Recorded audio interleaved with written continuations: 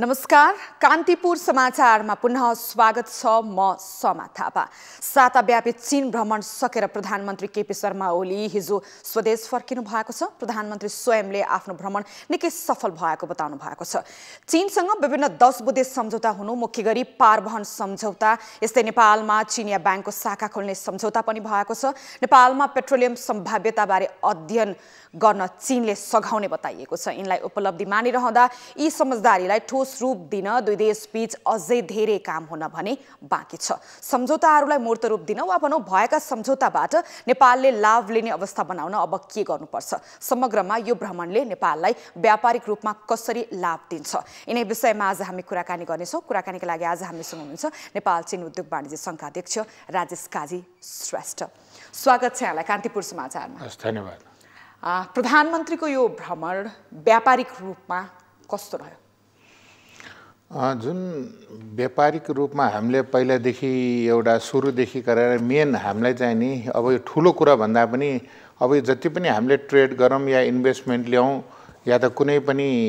व्यापार वृद्धि गर्नलाई ब्याङ्क एउटा चाहिँ नि चिनियाको चाहिने थियो। त्यसमा चाहिँ नि सेन्ट्रल ब्याङ्कको कुरा भएर एउटा सहमति भएर अब जुन शाखा खोल्ने स्वीकृति लिएर त्यो एउटा चाहिँ नि हाम्रो हिसाबबाट धेरै उपलब्धि भएको ठान्छु। अब यसलाई चाहिँ नि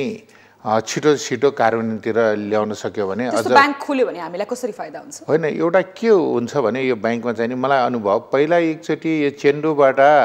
एउटा 5 जनाको टोली आएको थियो जसमा भाइस गभर्नर थियो। त्यसले चाहिँ नि चाइना इन्डियाको चाहिँ नि ठुलो नम्रता हाइड्रोदेखि सबै ल्याएको थियो र भनेको मतलब ब्याङ्कले आएपछि उसले चाहिँ नि जुन नेपालमा कोही चाइनिज व्यापारी भयो भने उसको उताबाट ग्यारेन्टी दिने यो सबै काम हुने र हामीले एलसी खोल्दाखेरि र उनीहरू लगानी गर्नलाई हाम्रो चाहिँ नि सबै उसको पर्सनल उनीहरूको त सबै उसले ठान्छ। त्यस कारण र हाम्रो चाहिँ यो ट्रेड गर्दाखेरि पनि लगानी गर्नलाई पनि ब्याङ्क हो भने त्यो सायद त्यो ब्याङ्कर्सहरूले पनि लगानीहरू खोजेर ल्याउँछ जस्तो लाग्छ। अनि नि यो भ्रमणको मुख्य उपलब्धि भनेको पारवहन सम्झौता भनेर भनिएको छ होइन? पारवहन सम्झौता भएसँगै भारतसँगको हाम्रो निर्भरता त पारवहन मार्गमा जुन हाम्रो निर्भरता थियो त्यो घटेको छ भनौँ। तर नि यसले तत्कालै हामीलाई फाइदा पुर्याउने कतिको सम्भावना देख्नुहुन्छ? जस्तो पारवहन सम्झौता त भयो नि, हामीले हाम्रा छिमेकी मुलुकसँग कति सम्झौता गरेका छौँ, ती कार्यान्वयनको तहमा कति जान्छन्, तिनबाट हामीले लाभ कति पाउँछौँ भन्ने कुरा त यो सबैलाई जगजाहेर नै छ। अब पारवहन सम्झौता भएसँगै चीनले नेपाललाई कुन पोर्ट दिने, त्यो पोर्टसँग कस्ता खालका इन्फ्रास्ट्रक्चर छन् त्यसले पनि महत्त्व राख्छ होला। यो सम्झौता आफैमा कतिको महत्त्वपूर्ण हो र सम्झौता कार्यान्वयनको तहमा अब कसरी अगाडि बढ्नुपर्छ? सायद त्यो भारतसँग नाकाबन्दी नभएको भए अस्तिको र हाम्रो अधिकार के भनेर बुझ्थेन होला कसैले, किन हामी ल्यान्ड लक कन्ट्री भएको हुनाले यो एउटा हाम्रो अधिकार हो। यो चीनले पनि कुनै माया र गरेर दिएको होइन, यो चाहिँ हाम्रो अधिकार हो। ल्यान्ड लक कन्ट्रीले एउटा पारवहन हामीलाई दिनुपर्ने जुन बाध्य छ त्यो अनुसारको हाम्रो सहमति भएको हो, मैले चाहिँ यसो बुझ्दा। तर हुन्न त हामीले यसपालि उठायौँ र त्यो कुरा चाहिँ नि सहमति भयो। अब यो पारवहन दिने भन्यो, कहाँबाट दिने, कसरी दिने त्यो पोर्ट हाम्रो लागि कति नजिक छ। अब त्यसमा हामीले सक्यौँ, हामीले चाहिँ नि अब ग्वाङ्जौ या सेन्जन एउटा त्यो भयो भने हाम्रो व्यापारिकको ठुलो क्षेत्र त्यो भयो। अब यदि मिल्छ पोर्ट नभइकन हुँदैन भन्यो भने अलिक गाह्रो छ। नभए चाहिँ हामीले कुनमिङ पनि एउटा हुनुपर्छ, किनभने कुनमिङबाट हाम्रो मेन लाइनबाट समदा नजिक सहर भनौँ न कुनमिङको नेपालै हो र फ्लाइट पनि रेगुलर छ र साथै कुनमिङ लियो भने चाहिँ नि त्यहाँबाट चाहिँ नि हाम्रो म्यानमार र बङ्गलादेश नजिक भएकोले एउटा कुनमिङ पनि भाइबल हुनसक्छ, किन फ्युलदेखि लिएर सबै म्यानमारमा पनि भएको हुनाले त्यो पनि युज गर्न सकिन्छ कि जस्तो लाग्छ। अब यो पारवहन त त्यो हाम्रो सहमति भयो। अब यसलाई पारवहन चाइना साइडमा सबैतिर जहाँ पनि ठ्याक्कै बोर्डरसम्म हाम्रो स्मुथ छ, सबै बाटोहरू सबै ठुलो छ। अब पहिला हाम्रो भित्रको इन्फ्रास्ट्रक्चर कसरी डेभलप गर्ने हो त्यसमा भर पर्छ। जस्तो नि नेपालको तर्फबाट हरेक पटक यस्ता हाई लेभलको भ्रमणहरू हुँदाखेरि नेपालले आफ्नो आन्तरिक तयारी पुगेन भनेर आरोप लाग्ने गर्छ। यो पटक पनि हाम्रो नेपाली तयारी तपाईँले कस्तो पाउनुभयो? जस्तो नि भनिरहँदा तपाईँले बताइरहनु भएको छ पारवहन सम्झौता भयो, कुन पोर्ट दिने, कहाँको पोर्ट दिने, त्यहाँ त्यो पोर्टबाट नेपालसम्म आउने सञ्जालहरू, सडक सञ्जाल, इन्फ्रास्ट्रक्चर कस्तो छ त्यसले पनि महत्त्व राख्छ। नेपालको तयारी तपाईँले कस्तो पाउनुभयो? हामीलाई यो पोर्ट दियो भने सहज हुन्छ, यहाँबाट हामीले यसरी व्यापार गर्छौँ, हाम्रो लागि यो फिजिबल छ भनेर त्यस्ता अभिव्यक्तिहरू नेपालको तर्फबाट चीन समक्ष गयो के भयो? मलाई चाहिँ के लाग्यो मैले यसपालिको चाहिँ नि सम्झौता भयो भनेर हामी सबैले खुसी चाहिँ नि व्यक्त गर्यौँ, सबै भनौँ न, सबै जनताले नै भनौँ हैन, व्यक्त गर्यौँ। अब यसलाई चाहिँ नि कसरी र कुन ठाउँबाट र कुन चाहिँ नि प्रान्त, कुन चाहिँ प्रोभिन्सबाट के गर्ने, कसरी गर्ने, तर यो सम्झौता र यो प्रोभिन्सहरूसँग हाम्रो नजिक हुन गयो भने त्यो त्यहाँको व्यापारीहरूले, त्यहाँको चिनियाले पनि नेपाल भनेको के हो भने चिन्ने भयो। पहिला भनेको हामी 5-6वटा यही सहरले मात्रै नेपाल चिन्ने भयो। अब यो पारवनको यो सबै बाटो पर्ने भयो, काहीँ चाहिँ नि भोलि आएर गाडीबाटै ल्याउनु पर्ने होला। अब यो पारवन पनि रेलवे मार्गलाई कसरी हामीले ल्याउने हो, यो सबै कुरा छ। जस्तो हाम्रो अहिले सिगाछेसम्म त रेल आइसकेको छ, अहिले पनि हाम्रो त्यो रेलबाट पारवन सन्धि नभए पनि त्यो रेल मार्गलाई चाहिँ हामीले पेसेन्जर मात्र नगरेर हाम्रो कार्गो पनि, चाहे त्यो ग्वाङ्जोबाट होस्, चाहे त्यो सङ्घाईबाट होस्, चाहे फुजियानबाट होस्, चाहे अर्को चेन्डुबाट होस्, त्यो रेलबाट पनि हाम्रो कार्गो ल्याइदिएको भए नेपाललाई कस्ट अलि इफेक्टिभ हुन्छ। हामीले चाहिँ यसपालि मेरो चाहिँ नि विचारमा हामीले ठुलो रेलवेको कुरा गऱ्यो, इन्टरनल ठिक छ, एउटा यो ख्वाब हेर्नु र यो हुनु। भोलि आएर रेलवे भयो भने त्यहाँको प्रान्तदेखि हाम्रो पोखरा भएर लुम्बिनीसँग पुग्ने हैन, र एउटा सजिलोसँग चिनियालाई पनि ढुक्क हुन्छ होला, ल अब म देशमा पुगेपछि म लुम्बिनी पुग्ने भयो भनेर। जसरी भनेपछि अहिले भएका सम्झौताहरू जसरी अलिकति महत्त्वकांक्षी सम्झौताहरूमा हामीले काम गरिरह्यौँ, तर साना साना कुराहरू नै जसले गर्दा तत्कालै हामीलाई फाइदा हुन्थ्यो। जस्तो सिगाछेबाट केरुङसम्म रेल चल्यो भने त्यसमा मालवाहक कन्टेनरहरू पनि राखियो भने प्यासेन्जर मात्रै होइन हामीलाई फाइदा पुग्थ्यो होला। अर्को तातोपानी नाका होइन, त्यो राम्रोसँग सुचारू भयो भने हामीलाई फाइदा पुग्थ्यो होला। साना साना तत्कालै लाभ हुने कुरामा खासै ठोस प्रगति भएन, ठुला ठुला अवधारणाहरूमा चाहिँ काम अगाडि बढ्या हो। मैले पनि तपाईँले त्यही भन्दा अब ठुलो धेरै रेलवेको कुरा भएछ हैन, ट्रान्जिटको कुरा भयो। अहिले तत्काल चाहिँ नि जुन हामीले पर्यटनको कुरा गऱ्यौँ, पोखराको एउटा भयो, यसले गर्दा अब पोखराको पनि अब 5 वर्षभित्र बनाउने ठोट र त्यो एग्रिमेन्ट जुन हामीले ल्याछौँ त्यो 5 वर्षभित्र हाम्रो कार्यान्वयनमा ल्याउनु पर्यो भने त सुचारू रूप गर्नु पर्यो। अब हामीले एग्रिमेन्ट गऱ्यौँ सबै, अब सबै कुराहरू हाम्रो पक्षको मात्रै बाँकी छ कि हामीले त्यसलाई फलोअप कसरी गर्ने, त्यसलाई चाहिँ नि कसरी युटिलाइज गर्ने भनेर त्यो हाम्रो भयो। र तपाईँले यसपालि हामीले चाहिँ नि के थियो भने हामीले पनि धेरै सजेसन दिएर अहिले पर्यटनको कुरा गऱ्यौँ। अब यो पोखरा चल्ने भयो भने पर्यटन आज चाइनाको 40% पर्यटन हाम्रो पर्यटन क्षेत्रहरू सबैलाई त्यसले कभरेज गरिरहेछ भनौँ न। अब हाम्रो जुन मानसरोवर भएर कति त इन्डियाकोदेखि लिएर बाहिरको यहाँ भएर तिब्बत जानेहरू र ल्हासा जानेहरू पनि छन् नि। अब यो हाम्रो तातो पानी नाका बन्द भएपछि मानसरोवर जानेहरू पनि 5 लाखभन्दा टुरिस्टहरू अप्ठ्यारोमा छन्। र ल्हासा खासामा हाम्रो जुन अरबौँको हाम्रो सामानहरू त्यहाँ अड्किरहेछ, त्यसलाई चाहिँ नि मैले भने सानो सानो कुरा र हाम्रो इन्टरनल यो बोर्डरदेखि यो इन्फ्रास्ट्रक्चरहरू डेभलप गर्दै जाने। तर मैले त्यही भने नि तपाईँलाई यस्ता विषयमा चर्चा भएन, कुरा उठेन। अब हामीले व्यापारी भेट्दाखेरि व्यापारलाई भनेर त भएन, केही फरक पनि भएन, त्यो त हामीले जहिले पनि कुरा भइरहेछ। अब सरकार तर्फबाट के कसरी भयो हामीले त न्युज हेरेर सरकारको बेलुका चाहिँ नि त्यहाँका भेटघाट भएपछि के आज सही भयो भनेर हामीले थाहा पाउने। त्यो बेला मात्रै निर्णयहरू तपाईँहरूलाई पछि मात्रै हामीले थाहा पाएपछि मात्रै थाहा पाउनुहुन्थ्यो। अझ कति कुरा त त्यो जुन त्यो बेजिङको 10 बुधे भयो, यसो हेर्दा खुसी लाग्यो, यहाँको अनलाइन हेरेपछि मात्रै थाहा भयो हामीलाई। अब तपाईँ बेजिङतिर फर्क्यौँ न होइन, तपाईँ प्रधानमन्त्रीसँगै हुनुहुन्थ्यो, व्यापारिक वार्ताहरू पनि भयो होला, व्यापारी समूहहरूसँग भेटघाट भयो होला। के छ चिनिया लगानीकर्ताहरूको चासो नेपालमा लगानी गर्नका लागि? एउटा हामीले सबै ठाउँमा, चाहे बेजिङ भनोस्, चाहे सियानमा भयो, चाहे चेन्डुमा, अब प्रधानमन्त्री स्वयं उपस्थिति उहाँले चाहिँ जुन त्यहाँकोलाई सबैलाई स्पिच दिनुभयो र नेपालको लगानीको बारेमा, नेपालको ट्रेड बारे, नेपालको बारेमा अब हामीले त्यो सुनिरहँदाखेरि त सबैजना हामीलाई पनि तुरुन्तै यो सबै त्यहाँ भएको 50-60 जनामा 5-6 जना त तुरुन्तै लगानी गर्ला जस्तो लाग्छ हैन। अब उनीहरूले बुझ्दै गएपछि नेपालको फेरि यही यो क्राइसिस भनौँ या पोलिटिकल स्टेबिलिटी भनौँ हैन अब सबै नेताहरूले राजनीतिक अस्थिरताका कारणले गर्दा कारण त्यहाँ कुरा भइरहेछ त्यहाँ पछि चाहिँ अहिले कस्तो छ भन्छ अब प्रधानमन्त्री अगाडि सबै गएर त राम्रो एकदम अब हाम्रो राजेश पन्तले पनि नेपालको बोर्डको नेपाल इन्भेस्टमेन्ट बोर्डको तर्फबाट सबै क्लियर गरिदियो नेपालको सबै एजेन्डा सबै राम्रो छ अब त्यो आउने कसरी र त्यसलाई चाहिँ नि ल्याउने र सबैले हामीले भेटघाट गऱ्यौँ र हाम्रो चेम्बरले पनि त्यहाँको सिसिपिआइटी सम्दा ठुलो चेम्बरसँग हामीले एमओयू पनि गऱ्यौँ र त्यसले गर्दा अब एमओयूमा चाहिँ नि हामीले अब दुई चेम्बरहरू बिचमा चाहिँ नि यो सबै इन्फर्मेसनहरू आदान प्रदान डेलिगेसन र इन्भेस्टमेन्टको लागिदेखि लिएर अब हामीले भन्दा त इन्भेस्टमेन्टकै कुरा गर्नु पर्यो इन्भेस्टमेन्टको लागि हामीले सबै अपर्च्युनिटीहरू नेपालमा के छ त्यसको एक्सचेन्ज गर्ने डेलिगेसन ल्याउने र हाम्रो इन्भेस्टमेन्ट फोरम गर्दा उनीहरूको चाहिँ नि हामी गएर एउटा चाहिँ इन्भेस्टमेन्टको बारेमा चाहिँ एउटा उनीहरूले सबैलाई बोलाएर एउटा नेपाल के अपर्च्युनिटी हो भनेर एउटा त्यो पनि एउटा पर्यटनको लागि पनि हामीले दुवै देशले सहयोग दुवै चेम्बरले सहयोग गर्ने भनेर हामीले एउटा सहमति गरेर आफू दुई बिचको चेम्बरको चाहिँ दायित्वलाई चाहिँ हामीले मजबुत गरेका छौँ अब यसलाई चाहिँ नि कार्यान्वयन हुन त अब त्यहाँ बेजिङमा पनि धेरै व्यापारीहरूले इन्ट्रेस्ट देखाएर आए इभन सियानमा पनि आए र चेन्डुमा पनि हिजो अलिकति धेरै नै इन्ट्रेस्ट देखाएर अब हाम्रो देशमा लगानी भनेको यो हामीले बेजिङ र यो अरूभन्दा यही चेन्डुबाटै मात्रै पनि फेरि फलोअप गरेर गर्न सके पनि हुन्छ तर अब यो सबै उनीहरूको आएर पछि आएर क्वेसन मार्क त्यही छ तर अहिले धेरैले इन्ट्रेस्ट र सबैले चाहिँ नि अहिले रिकन्स्ट्रक्सनदेखि रिबिल्डमा सबै कन्स्ट्रक्सनवालादेखि यो हाइड्रोमा भए यो एग्रोमा भए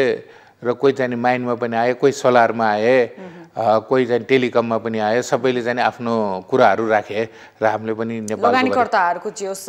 नेपाललाई हेर्ने दृष्टिकोण अलिकति पछिल्ला दिनहरूमा भन्दा परिवर्तन भएको पाउनुभयो के होइन परिवर्तन छ मेन अब चिनिया नै परिवर्तन भइरहेछ क्या चिनिया नै के भइरहेछ चिनै उनीहरूको अहिले पोलिसीमा मैले यो हाम्रो पहिला चिन चाहिँ के भन्थ्यो भने उनीहरू सबभन्दा ठुलो लार्जेस्ट संसारको म्यानुफ्याक्चरर प्रड्युसर भयो त्यसपछि एक्सपोर्टर भयो अहिले उनीहरूले के भन्छ भने हामी 5 वर्षभित्र अब हामी चाहिँ संसारको ठुलो इम्पोर्टर बन्दैछौँ उनीहरूलाई आफ्नो मात्रै प्रोडक्सनले पुगेन उनीहरू आफ्नो प्रोडक्सन एक्सपोर्ट गरेर त्यसमा छौँ र हाम्रो लागि अपर्च्युनिटी पनि होइन तिनटै कुरा जुन उनीहरूले भनिरहेछ हामीलाई अपर्च्युनिटी छ एउटा उनीहरूले 10 ट्रिलियन US डलरको चाहिँ नि हामीले चाहिँ नि अब इम्पोर्ट गर्नुपर्छ चाइनाले र उनीहरूले के भन्छ 500 बिलियन US डलरको चाहिँ नि हामी लगानी बाहिर गर्दैछौँ र 10 करोड चाहिँ नि हाम्रो पर्यटकहरू चिनिया बाहिर जान्छ जुन कि हामीलाई तिनटै ठ्याक्कै चाहिँ नि हाम्रो यसलाई क्याश गर्नका लागि अब हामीले यसो क्याश गर्नु के हुनुपर्छ सरकारी तहबाट एक प्रकारको इनिसिएसन त अफ कोर्स चाहिन्छ नि व्यापारिक तहबाट तपाईले के देख्नु भएको छ हामी कसरी तयार हुनुपर्छ यो तीनटा अपर्च्युनिटीलाई ग्र्याब गर्नको लागि मेन त यो हाम्रो यो जुन बोर्डरको भोलि आएर हाम्रो त सम्बन्ध जानुपर्ने पठाउनु पर्ने भनेको यो बोर्डर ट्रेडै हो हैन बोर्डरबाटै त्यसकारण यो बोर्डरको हाम्रो साइडको इन्फ्रास्ट्रक्चरहरू कसरी डेभलप गर्दै जाने किनभने आज तपाईले ल उले ल्याऊ हामीलाई सामान दियो भनेर चीनसम्मको चाहिँ सबै क्लियर चीनतिर छ अब एकजनासँग पर्यटनको कुरा गर्यौँ ल तपाईँ हामीले यदि तपाईको टुरिस्ट आयो भने तपाईहरु कहाँ होटलै पुग्दैन भने त्यति गर्वसाथ पनि भन्छ यिनीहरूले यदि सङ्घाईको एउटा सबभन्दा ठुलो ट्राभल एजेन्सीसँग कुरा गर्दाखेरि पहिला भियतनाममा थिएन अहिले हाम्रो भियतनाममा यति उनीहरूको फ्लाइट डाइरेक्ट फ्लाइटहरू बढ्यो त्यसै गरी यदि हामीले चीनले नेपालमा पर्यटक ल्यायो र पर्यटन आयो भने तपाईहरु कहाँ होटलै पुग्दैन भन्छ अब उनीहरू त्यति गर्वले भन्छ त्यो वास्तविकता पनि हो त्यो वास्तव होइन आयो भने त अब त्यसो अब 10 करोडको उनीहरूको हामीलाई केही पर्सेन्टेज एउटा लासामै त्यतिकै आइसक्यो त्यहाँको केही पर्सेन्टेज मात्रै मेन लाइनको आइदियो भने त्यसैले पहिला इन्फ्रास्ट्रक्चर डेभलप गर्नु पर्यो र साथै यो जुन हामीले अहिले रेल मार्गको कुरा गरिरहेछौँ हैन हामीले ट्रान्जिटको कुरा गरिरहेछौँ यसलाई त छिटो कि छिटो र ब्याङ्कको कुरा यी सबै यो इन्भेस्टमेन्टको एउटा आधारका कुराहरू हुन् के र नेपालले चाहिँ नि विश्वास दिनु पर्यो तपाईहरुको इन्भेस्टमेन्टको लागि चाहिँ हामी सेक्युर र यसको रिटर्न हामी दिन्छौँ यो भ्रमणले त्यो विश्वास दिलाउन सफल भयो कि भएन अलिकति अविश्वास चिर्यो यो भ्रमणले हाई लेभलको भ्रमण भएको छ प्रधानमन्त्रीको भाषण र ले चाहिँ अलिकति विश्वास चाहिँ दिलाउन अलिकति यसले सहयोग पुर्याएको जस्तो लाग्छ अब उनीहरूलाई विश्वास दिलाउने नदिलाउने अर्को एउटा पाटो भयो आफ्नो तर्फबाट हामीले हाम्रा कामहरू त अगाडि बढाइरहनु पर्यो नि जस्तो तपाईले भनिरहनु भएको छ चीनसँगको बाटो पुरै क्लियर छ त्यस बाट नेपालसँग जोडिने अरू बाटाहरू इन्फ्रास्ट्रक्चर एकदमै डरलाग्दो छ होइन अस्ति रसुवाबाट ट्याङ्कर आउँदाखेरि कुन गति भयो सबैलाई थाहा छ अब गर्नुपर्ने काम हाम्रै धेरै छ सरकारी तहबाट पनि धेरै कामहरू गर्न बाँकी छ होला जस्तो यो पारवहन सम्झौताले पारवहन मार्गको भारतसँगको त्यो एउटा मोनोपोली जस्तो थियो नि त्यो तोडिया छ हामीले अब चीन हुँदै चीनको भूमि प्रयोग गरेर अरू थर्ड कन्ट्रीसँग पनि व्यापार गर्न पाउँछौँ त्यो आफैमा ठिक भयो तर नि अहिलेको यो भ्रमणबाट धेरै आम मानिसले अपेक्षा गरेको चाहिँ इन्धन सम्झौता थियो इन्धन त्यहाँबाट आयो भने अलिकति शास्ति कम होला भन्ने अपेक्षा थियो त्यो इन्धन सम्झौतामा किन कुरै अगाडि बढेको हामीले सुनिएन के भयो तपाईँलाई के लाग्छ होइन यो इन्धनको कुरा पनि हाम्रो हुनुभन्दा बढ्दै कुरा बढ्दा हुने देश पर्यो हाम्रो होइन मैले चाहिँ यसरी आफूले हल्ला गर्ने होइन अब यहाँ कसैले भन्छ कोहीले भन्छ हामी चाहिँ 33% भन्छ कसैले 30 यो पर्सेन्टेज कसरी र किन हामीले भन्नु पर्यो मेरो चाहिँ नि हामीलाई भोलि आएर यदि चाइनाको बोर्डरमा हामीलाई 5% मात्रै हुनसक्छ कि भोलि आएर 10 होला कि अबको दिनमा हाम्रो सामान भनेको चिज सामानको कस्ट भन्दाखेरि हाम्रो ट्रान्सपोर्टेसनको कस्ट बढी परिरहेछ भनेको मतलब हामीले दक्षिणबाट सबै ल्याएर उत्तरसम्म होइन उत्तरबाट ल्याएर दक्षिणसम्म पनि पुर्याउन सक्दैन अब हामीले अघि तपाईँले भनेको इन्डियाको एउटा अधिकार तोड्यो भने त्यो तोडेको होइन त्यो हामीले लिन नसकेको हाम्रो अधिकार पहिलेदेखि हामी ल्यान्डलक कन्ट्री भएको हिसाबले हाम्रो जुन अधिकार थियो यसपालि मात्रै अधिकार पाउनलाई पनि यति समय कुर्नु पर्यो यो हाम्रो अधिकार हो त्यो स्वतै त्यो उहाँले दिनै पर्छ त्यो इन्टरनेसनल नर्म्सै हो तर यो जुन हामीले यो तपाईँले इन्धनको यो कुरा गर्नुभयो हामीले चाहिँ इन्धन अहिलेदेखि 33% यो अहिले तपाईँले 33% के 85% ल्याउन हाम्रो इन्फ्रास्ट्रक्चर खै त हैन त्यसै कारणले पहिले त हाम्रो इन्फ्रास्ट्रक्चर डेभलप हुनु पर्यो उनीहरूले पनि स्टडी गर्नु पर्यो अब पहिले यहाँ अगाडि छ ल इन्धनको चाहिँ नहुने भयो आपूर्ति मन्त्री नजाने भयो तयारीहरू अलिकति हावादारी भयो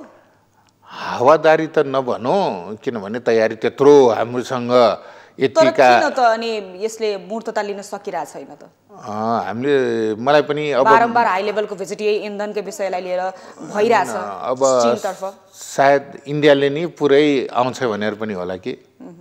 भनेपछि चीन चाहिँ एउटा कार्डका रूपमा मात्र देखाउने हाम्रो आश चाहिँ भारततर्फ नै छ होइन भारतबाट नै ल्याउने हामी चाहिरहेछौँ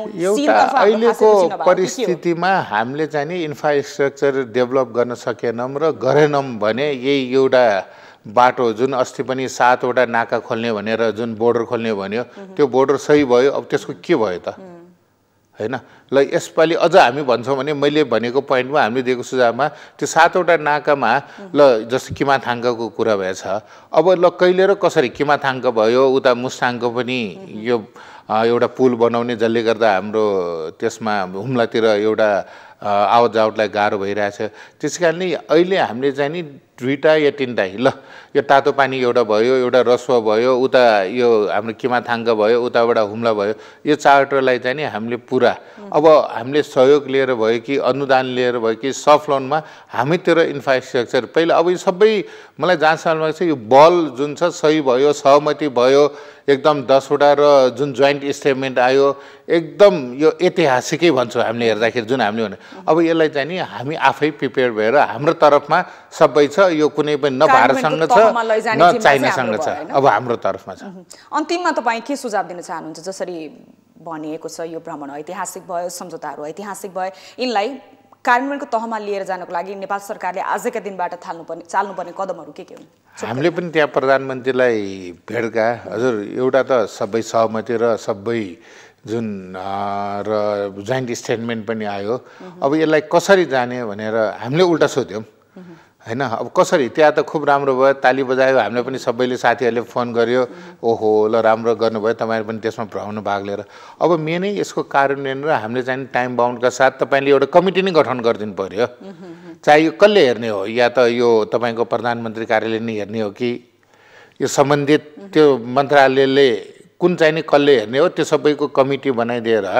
या त योजनाले हेर्ने हो कि त्यो बनाइदिएर तपाईँले फेरि 1 महिनापछि यो भयो यो भनेर हामीलाई सबैलाई बोलाएर एउटा यसको टाइम बाउन्डका साथ हामी यो गर्यौँ अब सही त भएर आयो अब इन्डियासँग पनि विपाको सही भएको थियो नि त्यही त हैन त्यो के गर्ने खोइ न इन्भेस्टमेन्ट आयो त्यसकारणले गर्नु पर्यो के भयो भने फलो गर्नु निरन्तर पहिला यहाँ जुन इन्भेस्टमेन्ट आयो र बाटो घाटो खोल्ने त्यो व्यापार त्यसै आफै वृद्धि भएर जान्छ इन्डिया र हाम्रो किन ट्रेडहरू बढ्यो त इन्भेस्टमेन्ट इन्डियाबाट आयो र त्यो विश्वास भयो त्यो यसले एकजना दुईजना गर्दै गर्दै ट्रेड पनि बढ्दै गयो त्यस कारण चाइनाबाट इन्भेस्टमेन्ट आयो एउटा चाइनिज इन्भेस्टरले एउटा चाइनिज नेपालको बजेटभन्दा लगानी गर्छ हामी छिमेकी भएर न चाइनाले नेपालले के गरेछ न नेपालले चाइनाले के गर्न सकेको छ समयका लागि धन्यवाद हस् धन्यवाद उहाँ हुनुहुन्थ्यो नेपाल चीन उद्योग वाणिज्य सङ्घका अध्यक्ष राजेश काजी श्रेष्ठ प्रधानमन्त्रीको चीन भ्रमणका व्यापारिक उपलब्धि व्यवसायिक उपलब्धि के रहे कार्यान्वयन तहमा नेपाल अब कसरी अगाडि बढ्नुपर्छ यिनै विषयमा हामीले उहाँसँग कुराकानी गर्यौं कान्तिपुर समाचार जारी छ कान्तिपुर टेलिभिजन हेर्दै गर्नुहोला नमस्ते